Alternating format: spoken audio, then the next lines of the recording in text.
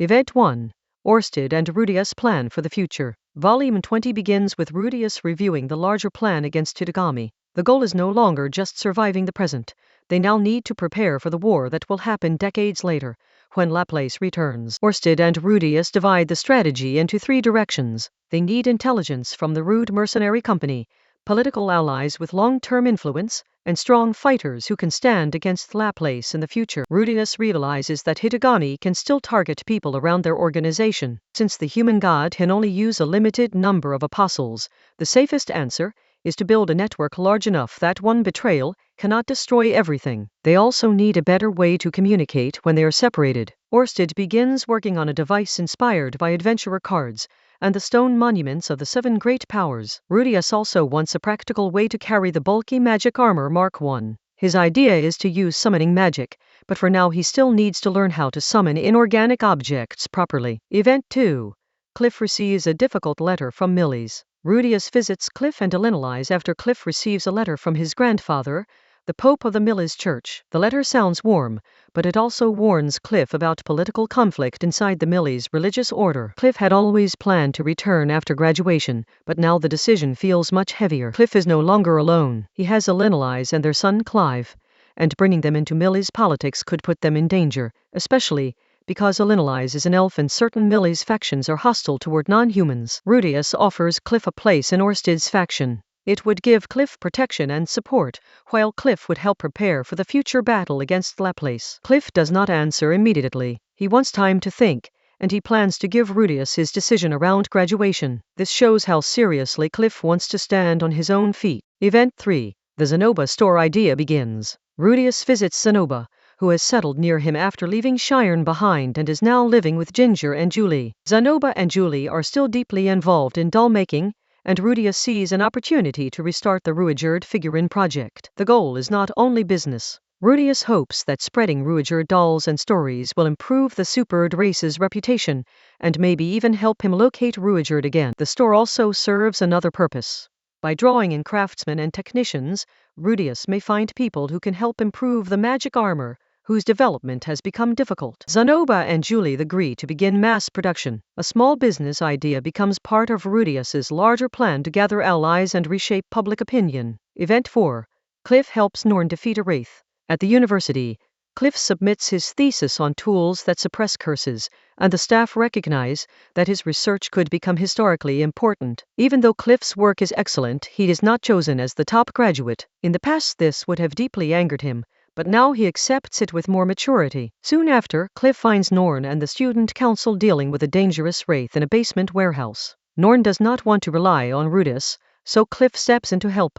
The wraith controls skeletons and the student council begins to struggle. Cliff uses his magic eye to locate the weak point and defeats the monster with his magic. Afterward, they hold a funeral for the dead students connected to the wraith's origin. Cliff and Norn speak honestly about independence, limits, and when it is acceptable to ask others for help. Event 5. Cliff and Zenoba graduate. In the 2 months before graduation, Rudius and Zenoba prepare the first storefront for their doll business. At the graduation ceremony, Cliff and Zenoba stand among hundreds of graduates. Zenoba is allowed to graduate as a special student, and Cliff's achievements are quietly recognized even if he is not named the representative. Rudius notices Cliff looks troubled. Cliff is still deciding whether to accept Rudius's offer or pursue his own path in Millie's without direct support from Orsted. After the ceremony, a graduate named Brooklyn challenges Rudius to a duel. Rudius accepts and defeats him easily, after which many other graduates also ask to test themselves against him. Finally, Cliff gives his answer. He will return to Millie's in the future and climb the religious order through his own strength. Rudius is worried, but he chooses to respect Cliff's pride and independence. Event 6. Nina visits Asiora. Away from Rudius's main household, Nina Farian receives a letter from Isolt inviting her to Asiora for Ariel's coronation celebrations. Nina arrives in the capital and is overwhelmed by the size, crowds, and festival atmosphere. She also encounters the growing popularity of Rudius's supered picture books and dolls. When Nina sees Eris with Rudius and Lucy, she is shocked. The fierce mad dog she remembers is now a wife and mother, living a warmer life than Nina expected. At a noble party, Nina misunderstands a private meeting between Ariel and Rudius and briefly thinks Ariel is being threatened. Once the truth is explained, the misunderstanding becomes almost funny. Rudius uses the gathering to recruit distant allies for Orsted's future cause. Nina eventually returns home changed by what she saw, and she soon decides to marry Gino. Event 7. Norn and Aisha become adults. Norn is now doing well as student council president, while Aisha helps manage the rude mercenary company with Linnea and Persina. Their 15th birthday approaches, which marks adulthood in this world. Rudius initially wants a big surprise party, but the family helps him understand that a simpler and more thoughtful celebration is better. Everyone prepares gifts. Norn receives practical and heartfelt presents, while Aisha's gifts are chosen with her responsibilities and interests in mind. Rudius gives Aisha a Migurd pendant modeled after the one Ruijerd once gave him. Aisha thanks him, but her expression is unusually blank, as if she is thinking deeply about adulthood. The celebration becomes lively when friends, students, and members of the mercenary company join in. Aisha eventually smiles genuinely, and the party becomes a warm family milestone. Event 8. Growth and New Horizons. Rudius makes progress with bidirectional magic circles, allowing him to summon the magic armor more effectively. Orsted also finishes the first version of the lithographic communication device. It is heavy and mana-hungry, but it allows messages drawn on one tablet to appear on another. At home, the children are growing. Lucy learns magic from Sylphie and Roxy and practices basic sword movements with Eris. Lara is still watched closely by the sacred beast Leo, while young Ars is growing into a cheerful baby who reacts differently depending on who holds him. This event shows that Rudius's life is expanding in two directions at once: family life at home and long-term preparations for a future war. Event 9. Cliff's farewell party changes Rudius's plans.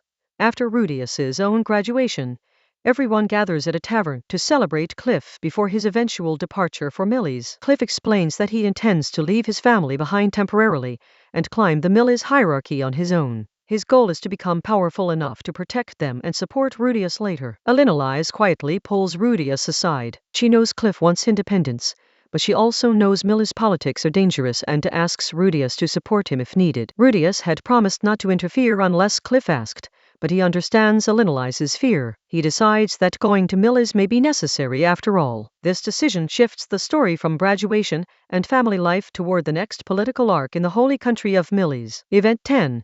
Claire Latria's letter arrives. When Rudius returns home, Aisha, Norn, and Lilia show him a letter from Zenith's mother, Claire Latria. The letter was written in response to Rudius's old message about Zenith's condition. Because mail to Millie's takes years, the response arrives long after he sent the original report. Claire commands Rudius to bring Zenith back to Millie's, along with Norn and Aisha. The reactions from Norn and Aisha make it clear that their grandmother is not easy to deal with. Norn refuses because she wants to continue school. Aisha agrees to go if she can avoid meeting Claire directly and instead work on setting up the mercenary company's Millie's branch. The travel party takes shape.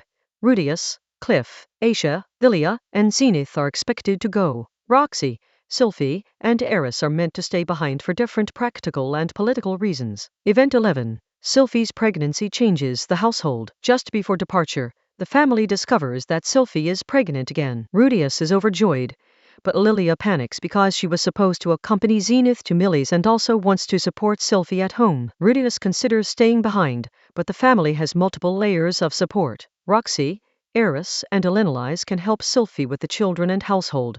Then Zenith unexpectedly takes Lilia's hand and places it on Sylphie's shoulder. It feels as if Zenith is silently asking Lilia to stay and care for Sylphie instead of going to Millie's. Lilia accepts Zenith's silent request and stays home. Aisha takes responsibility for accompanying Zenith, making the journey emotionally heavier for her. Event 12. The journey to Militian. Rudius leaves equipped with the Mark IIB armor, the communication lithograph, and a summoning scroll for the Mark I armor. Before leaving, he gathers what he can about Claire Latria. Everyone describes her as strict, stubborn, and deeply tied to lineage and Millie's doctrine. Cliff explains that House Grimoire and House Latria are politically opposed. Cliff's family leans toward demon integration, while Latria supports the anti-demon cardinal faction. The group uses Orsted's teleportation circle, arriving in a forest several days from Millie's. From there they buy a carriage and continue normally. When the white city of Militian finally appears, Rudius is impressed by its beauty. Cliff, however, wonders how dirty the politics inside such a beautiful place may be. Event 13.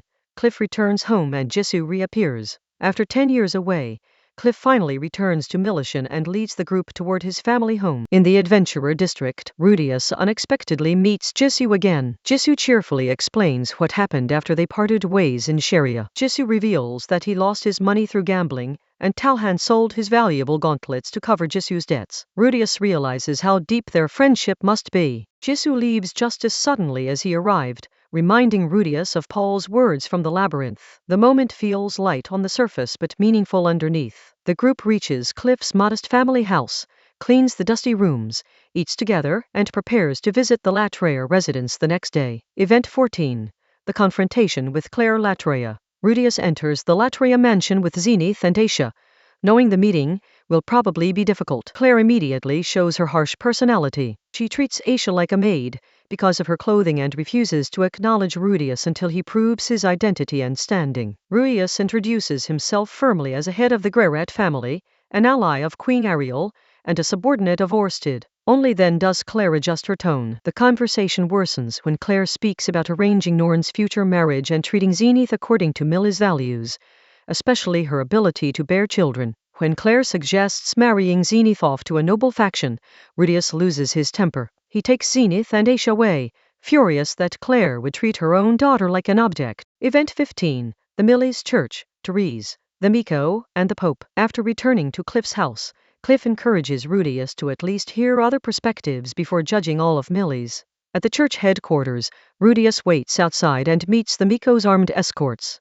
They quickly accuse him of being a heretic, and the situation almost turns violent. Therese Latreia appears and stops them. Rudius recognizes her as the woman who helped him during his earlier journey, and she warmly welcomes him as family. Rudius also meets the Miko, whose power lets her determine truth. She confirms that Rudius is not lying and becomes interested when she hears about Eris and Orsted. Inside the church, Rudius meets Cliff's grandfather, the Pope. The Pope has already researched him carefully and understands that Rudius's goals include the mercenary branch, supered goods, and future cooperation with Orsted. Event 16. Zenith disappears with Jisoo. After the meeting with the Pope, Rudius feels caught between factions and decides not to choose a side too quickly. He plans to focus first on setting up the Millie's branch of the Rude Mercenary Company and learning more about the Miko, Claire, and the Pope before judging who may be dangerous. When Rudius returns to Cliff's house, he finds Aisha furious and near tears. Wendy explains that Jisoo came by claiming to be Zenith's friend and took her out of the house.